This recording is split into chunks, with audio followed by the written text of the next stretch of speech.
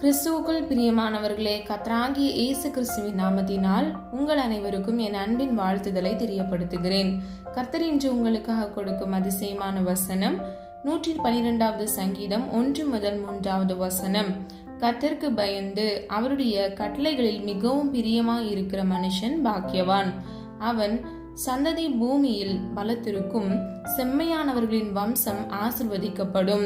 ஆஸ்தியும் ஐஸ்வர்யமும் அவன் வீட்டில் இருக்கும், அவனுடைய நீதி என்றைக்கும் நிற்கும். ஹல்லேலூயா. பிரியமானவர்களே, இன்று கர்த்தர் உங்களுக்கு வாக்கு கொடுக்கிறார். கர்த்தருக்கு நீங்கள் பிரியமாய் இருக்கும் பொழுது கர்த்தர் நிச்சயமாக உங்களை ஆசிர்வதிப்பார். பாக்கியவான் என்றால் ஆசிர்வதிக்கப்பட்டவன். இரண்டாவது பாருங்க, அவன் சந்ததி பூமியில் பலத்திருக்கும், செம்மையானவர்களின் வம்சம் ஆசிர்வதிக்கப்படும்.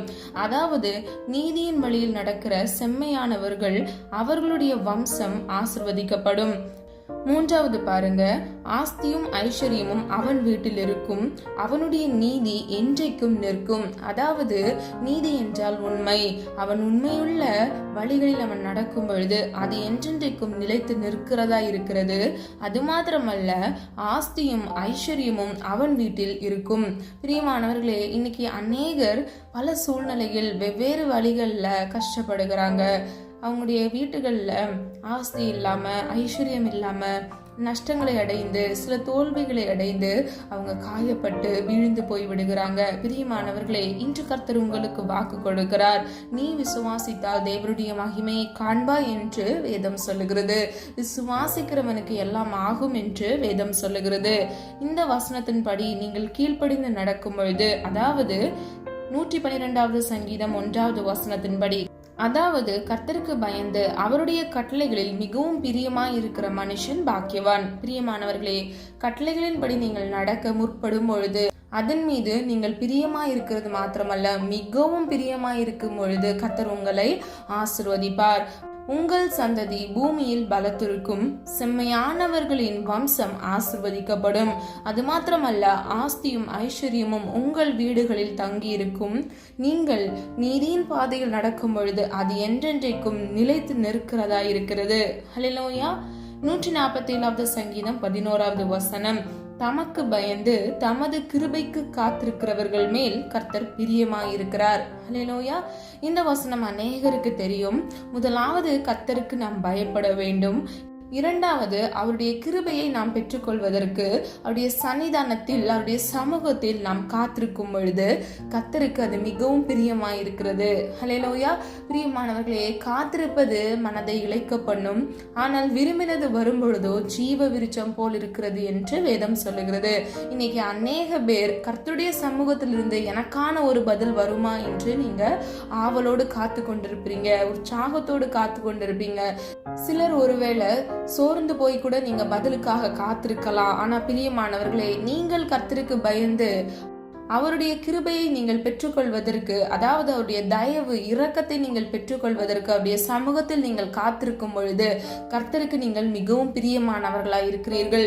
நீங்கள் பிரியமானவர்களாய் கர்த்தருடைய கட்டளையின்படி நீங்கள் நடக்கும் பொழுது கர்த்தர் நிச்சயமாக உங்களை ஆசிர்வதிப்பார். உங்களுடைய சந்ததியை ஆசிர்வதிப்பார், தலைமுறைகளை ஆசிர்வதிப்பார். ஹல்லேலூயா.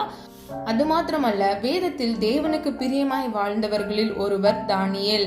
ஆதார வசனம் தானியேல் 9வது அதிகாரம் 23வது வசனம்.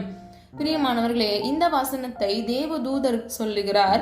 நீ மிகவும் பிரியமானவன், ஆதலால் நீ வேண்டிக் கொள்ள தொடங்கின போதே கட்டளை வெளிப்பட்டது, நான் அதை அறிவிக்க வந்தேன். ஹல்லேலூயா. பிரியமானவர்களே, கர்த்தருடைய பார்வைக்கு தானியேல் மிகவும் பிரியமானவராயிருந்தார். அதனால் மாத்திரமே அவர் வேண்டிக் கொள்ள தொடங்கும் பொழுது அவருக்கென்று உள்ள அந்த கட்டளை, அதாவது அவர் வேண்டிக் கொண்டதற்கான பதில் அவருக்கு தேவதூதர் மூலமாக அவருக்கு அறிவிக்கப்படும்படி உடனடியாக, நல்ல கவனிங்க, நீ வேண்டிக் கொள்ள தொடங்கின போதே, அப்ப அவர் இன்னும் முடிக்கல, அவர் அதை பத்தி சொல்லிட்டு இருக்கும் போதே அவருக்கான பதில கர்த்தர் கட்டளையிட்டார். ஏன் தெரியுமா? முதல் பகுதியில பாருங்க, நீ மிகவும் பிரியமானவன். அப்போ கர்த்தருடைய பார்வைக்கு நாம் மிகவும் பிரியமானவர்களாய் நடக்கும் பொழுது கர்த்தர் நமக்கான பதிலை நம்ம விண்ணப்பம் பண்ண தொடங்கின பொழுதே கர்த்தர் நமக்கு கட்டளையிடுகிறவராய் இருக்கிறார். ஹல்லேலூயா. பிரியமானவர்களே, நாம் ஆராதிக்கிற தேவன் ஜீவனுள்ள தேவன். அவர் அவர் உண்மை உள்ளவராகவே இருக்கிறார். யாரெல்லாம் விசுவாசிக்கிறீங்க? விசுவாசிக்கிறவங்க ஆமேன் சொல்லுங்க. வேதம் இப்படியாக சொல்லுகிறது, கேட்கிற எவனும் பெற்றுக்கொள்வான் என்று. அப்போ ஒருவன் விசுவாசத்தோடு நீதியின் பாதையில் நடந்து கற்பனைகளுக்கு கட்டளைகளுக்கு கீழ்ப்படிந்து அவன் கர்த்தருடைய சமூகத்தில் போய் ஒரு விண்ணப்பத்தை கேட்கும் பொழுது தானியேலுக்கு எப்படி அவர் பதிலை கொடுத்தாரோ இன்றும் அவர் உங்களுக்கு அந்த பதிலை கொடுக்க ஜீவனுள்ள உண்மையுள்ள தேவனாக இருக்கிறார். ஹல்லேலூயா. பிரியமானவர்களே, நம்முடைய தேவன் பட்சபாதம் உள்ளவர் அல்லவே, அவர் நீதி உள்ளவர். அவரை சுற்றி உண்மை இருக்கிறது. 1 சாமுவேல் 2வது அதிகாரம் 26வது வசனத்தின்படி, சாமுவேல் என்னும் பிள்ளையாண்டானோ பெரியவனாக வளர்ந்து கர்த்தருக்கும் மனுஷருக்கும் பிரியமாக நடந்து கொண்டான். ஹல்லேலூயா. பிரியமானவர்களே, சாமுவேல் கர்த்தருக்கு பிரியமாக வாழ்ந்தார். அது மாத்திரமல்ல, அவர் மனுஷருக்கும் பிரியமாக வாழ்ந்தார். ஆனால் இன்னைக்கு நம்ம கர்த்தருக்கு பிரியமாக வாழ்றோமான்னு சொல்லி ஆராய்ந்து பார்க்க வேண்டும். பிரியமானவர்களே, நம்ம எப்படி வேணா வளரணும்னு கிடையாது. ஆனா இப்படிதான் நம்ம கர்த்தருடைய சமூகத்துல அவருடைய வார்த்தைக்கு கீழ்ப்படிந்து அவர் நமக்கென்று வைத்திருக்கிற கட்டளைகளுக்கு கீழ்ப்படிந்து வாழ வேண்டும் என்று ஒன்று இருக்கிறது. அப்போ நம்முடைய வாழ்க்கையில நாம் கர்த்தருக்கு பிரியமா இருக்கும் பொழுது அவர் நிச்சயமாக நம்மை ஆசீர்வதிப்பார். கடைசியாக யார் தேவனுக்கு பிரியமா இல்லாதவர்கள் என்பதை நம்ம பார்க்கலாம். எபிரேயர் 10வது அதிகாரம் 38வது வசனத்தின்படி, விசுவாசத்தினாலே நீதிமான் பிழைப்பான், பின் வாங்கி போவான், ஆனால் அவன் மேல் என் ஆத்துமா பிரியமா இராது என்றார். ஹல்லேலூயா. பிரியமானவர்களே, இந்த வசனத்தின்படி நீதிமான் விசுவாசிக்கும் பொழுது அவன் பிழைக்கவே பிழைக்கிறான். அதாவது அவனுடைய வாழ்க்கையில் ஆசீர்வாதத்தை அவன் சுதந்திரித்துக் கொள்வான், அவன் நன்மைகளை பெற்றுக் கொள்வான். ஆபத்து நாட்களில் கர்த்தர் அவனுக்கு அனுகூலமான துணையாக இருப்பார். அதுவே அவன் விசுவாசியாமல் அவன் சூழ்நிலைகளை பார்த்து பிரச்சனைகளை பார்த்து அவன் சோர்ந்து போய் அவன் பின்வாங்கி போவானானால் அவன் மேல் கர்த்தர் பிரியமா இரார் என்பதை நம்ம அறிந்து கொள்ளலாம். பிரியமானவர்களே, இன்னைக்கு நீங்க எப்படி இருக்கிறீங்க? உங்களுடைய வாழ்க்கையில சூழ்நிலைகளை பார்த்து உங்க விசுவாசம் ஏறுறது குறையிறது அப்படி இருக்குதா? இல்லனா எல்லா சூழ்நிலைகளிலும் எப்பொழுதும் எல்லாவற்றிற்கும் நீங்கள் ஸ்தோத்திரம் செய்து நீங்கள் சந்தோஷமாக இருந்து பிதாவின் சித்தத்தை நீங்க நிறைவேற்றுறீங்களா? யோசித்து பாருங்க. பிரியமானவர்களே, கர்த்தர் இன்று உங்களுக்கு உறுதிப்படுத்துகிறார். நீங்கள் கர்த்தருக்கு பிரியமா இருக்கும் பொழுது அவருடைய கட்டளைகளின்படி நடக்க நீங்கள் மிகவும் பிரியமா இருக்கும் பொழுது கர்த்தர் நிச்சயமாக உங்களை ஆசீர்வதிப்பார். பிரியமானவர்களே, நீ விசுவாசித்தால் தேவனுடைய மகிமையை காண்பாய் என்ற வசனத்தின்படி நீங்க இந்த வசனத்தை விசுவாசித்து நீங்கள் கிரியை நடப்பிக்கும் பொழுது அவர் உங்களை ஆசீர்வதிப்பார். உங்களுடைய பிரச்சனைகள் இன்னைக்கு நீங்க அநேக பேர் சில சூழ்நிலைகள்ல ஸ்டக் ஆகி அடுத்தது என்ன பண்ண போறோன்ற தெரியாத அளவுக்கு நீங்க கஷ்டத்துல இருக்கலாம். ஆனா பிரியமானவர்களே, கர்த்தர் இந்த காலை வேளையில உங்களுக்கு உறுதிப்படுத்துகிறார். நீங்கள் விசுவாசிக்கும் போது கர்த்தருக்கு பிரியமாய் நீங்கள் நடக்கும் பொழுது அவர் நிச்சயமாக உங்களை ஆசீர்வதித்து உங்கள் குடும்பத்தை கூட அவர் ஆசீர்வதித்து உங்களை வழிநடத்துவார். நீங்கள் ஒவ்வொருவரும் ஜீவனுள்ள சாட்சியாக கர்த்தருடைய நாம மகிமைக்கென்று உங்கள் தலையை கர்த்தர் உயர்த்துகிறவராய் இருக்கிறார். கடைசியாக தேவனுக்கு பிரியம் எது? ஆதார வசனம் எபிரேயர் 11வது அதிகாரம் 6வது வசனம், விசுவாசம் இல்லாமல் தேவனுக்கு பிரியமாய் இருப்பது கூடாத காரியம். ஏனென்றால் தேவனிடத்தில் சேருகிறவன் அவர் உண்டென்றும் அவர் தம்மை தேடுகிறவர்களுக்கு பலன் அளிக்கிறார் என்றும் விசுவாசிக்க வேண்டும். ஹல்லேலூயா.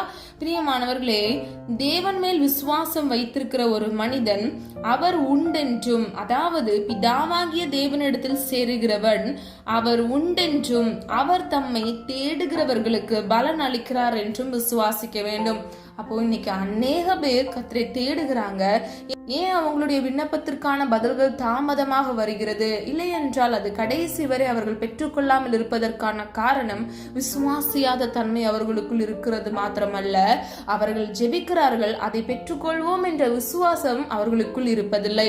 பிரியமானவர்களே, இன்னையிலிருந்து நம்ம என்ன பண்ண போறோம்னா, நம்ம ஜெபிக்கிற ஒவ்வொரு காரியங்களையும் கர்த்தருடைய சித்தத்தின்படி கர்த்தர் உங்களுக்கு கட்டளையிடுவார் என்று நாம் முதலாவது விசுவாசிக்க வேண்டும். முதல் பகுதியை பாருங்க. விசுவாசம் இல்லாமல் தேவனுக்கு பிரியமா இருப்பது கூடாத காரியம். அப்போ கர்த்தருடைய சமூகத்துல நம்ம ஒரு ஆசீர்வாதத்தை சுதந்திரித்துக் கொள்வதற்கு தடையாக நம்மிடத்தில் இருப்பதுதான் அவிசுவாசம். அப்போ இன்னைக்கு பிரியமானவர்களே, நீங்க இந்த அவிசுவாசத்தை உங்களுடைய வாழ்க்கையிலிருந்து புறம்பே தள்ளி விட வேண்டும். விசுவாசத்தோடு நீங்கள் ஜெபிக்கிற ஒவ்வொரு விண்ணப்பத்தின் காரியங்களையும் கர்த்தர் நிச்சயமாக ஆமென்றும் ஆமென் என்றும் உங்களுடைய வாழ்க்கையில் கட்டளையிடுவார். ஹல்லேலூயா. பிரியமானவர்களே, கர்த்தர் இன்று உங்களுக்கு என்று கொடுத்த வசனத்தின்படி நீங்கள் கர்த்தருக்கு பயந்து அவருடைய கட்டளைகளின்படி நடக்க நீங்கள் முற்படும் பொழுது மிகவும் பிரியமாய் செய்ய வேண்டும் என்று நீங்கள் நினைக்கும் போதே கர்த்தர் உங்களை ஆசீர்வதிப்பார். எப்படி தானியேல் கர்த்தருடைய சமூகத்தில் விண்ணப்பங்களை வைத்து ஜெபிக்க தொடங்கின போதே கர்த்தருடைய சமூகத்திலிருந்து அவருக்கான பதில் வெளிப்பட்டதோ, இன்று கூட பிரியமானவர்களே அதை நமக்கும் செய்ய அவர் உண்மையுள்ள தேவனாக இருக்கிறார். நம்ம எல்லாரும் ஒரு மனதா விசுவாசத்தோடு தேவனுக்கு பிரியமாக நம்ம ஜெபிக்கலாமா? அன்பின் பிதாவை அப்பா, எங்களை எமது கரத்தில் ஒப்பு கொடுக்கிறோம். அறிந்தும் அறியாமல் செய்த தவறுகளை மன்னிங்கப்பா. எங்களிடத்தில் அநேக குற்றங்கள் உண்டு, குறைகள் உண்டு ஆண்டவரே, தயவாய் மன்னிங்க. நீ நல்லவர் அப்பா, நீர் பரிசுத்தர் தகப்பனே, நீர் வாக்கு தத்தத்தில் உண்மை உள்ளவர் அப்பா, நீர் வாக்கு மாறாத தேவன் தகப்பனே. உம்மை துதிக்கிறோம், ஸ்தோத்திரிக்கிறோம், உம்மை துதிக்கிறோம், ஸ்தோத்திரிக்கிறோம் அப்பா. எங்களை எமது கரத்தில் அர்ப்பணிக்கிறோம் தகப்பனே. எங்களை மண்ணென்று நாங்கள் நினைவு கூறுகிறோம் அப்பா. எங்களை தரை மட்டும் தாழ்த்துகிறோம் ஆண்டவரே.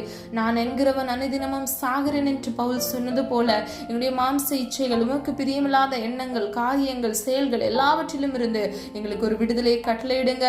கிறிஸ்துவின் உடையவர்கள் தங்கள் மாம்சத்தையும் அதன் ஆசை இச்சைகளையும் சிலுவையில் அறைந்தார்கள் என்ற வசனத்தின்படி அப்பா, எங்களுடைய சுயம் ஒன்று வெளிப்படாதபடிக்கு உம்முடைய சுத்தம் செய்ய எங்களுக்கு கிருபை செய்யுங்க தகப்பனே. அது மாத்திரமல்லப்பா, உமக்கு பிரியமாய் வாழ எங்களுக்கு கிருபை செய்யுங்க தகப்பனே. நீர் விரும்புகிற பரிசுத்தம் எங்களுக்குள் இருக்க வேண்டும் அப்பா. கர்த்தருக்கு பிரியமாய் இருந்து உமக்கு பயந்து நடக்கும் பொழுது கர்த்தர் நீர் அப்பா ஒவ்வொரு பிள்ளைகளையும் நீர் ஆசீர்வதிக்கிறீர். அது மாத்திரமல்ல, அவர்களுடைய தலைமுறைகளையும் நீர் ஆசீர்வதிப்பீர் என்று நீரின்று எங்களுக்கு வெளிப்படுத்தின இந்த சத்தியத்திற்காக நன்றி செலுத்துகிறோம் அப்பா. சொல்லப்பட்ட வசனத்தின்படி தகப்பனே, உமக்கு பயந்து உமக்கு பிரியமாய் வாழ்ந்து கட்டளைகளின்படி நடக்க மிகவும் பிரியமாக நாங்கள் இருக்கும் பொழுது நீர் எங்களை ஆசீர்வதித்த ஒவ்வொரு பிள்ளைகளையும் பெருக பண்ணும்படியாய் ஜெபிக்கிறேன். இந்த காணொலியை தேவையோடு பார்த்து கொண்டிருக்கிற ஒவ்வொரு பிள்ளைகளின் தேவைகளை சந்திங்க தகப்பனே. கடன் பிரச்சனைகள் மாற வேண்டும், குழந்தை இல்லாதவர்களுக்கு குழந்தை பாக்கியத்தை கர்த்தர் கட்டளையிட்டு பிள்ளைகளுடைய வெக்கத்துக்கு பதிலாக இரட்டிப்பான மன மகிழ்ச்சியை கட்டளையிடுங்க. இன்னும் வியாதியோடு நெருக்கத்தோடு இருக்கிற ஒவ்வொரு பிள்ளைகளுக்கும் இயேசுவின் நாமத்துல ஒரு விடுதலையை கட்டளையிடுங்கப்பா. குமாரன் விடுதலையாக்கினால் மெய்யாகவே விடுதலை ஆவீர்கள் என்று சொன்ன வசனத்தின்படி அப்பா, ஒவ்வொரு பிள்ளைகளுக்கும் ஒரு விடுதலையை, பரிபூர்ண சுகத்தை கட்டளையிடும்படியே ஜெபிக்கிறேன் தகப்பனே. அப்பா, ஒருவனுடைய வழிகள் கர்த்தருக்கு பிரியமாய் இருந்தால் அவனுடைய சத்துருக்களும் அவனுடைய சமாதானமாகும்படி செய்வார் என்று சொன்ன வசனத்தின்படி உம்முடைய பிள்ளைகளுக்கு விரோதமாக வருகிற எல்லா பிரச்சனைகளும், மனிதர்கள் மூலமாக வருகிற பிரச்சனைகள் கூட இயேசுவின் வல்லமுள்ள நாமத்தினால் அப்பா சமாதானமாகும்படி செய்யுங்க.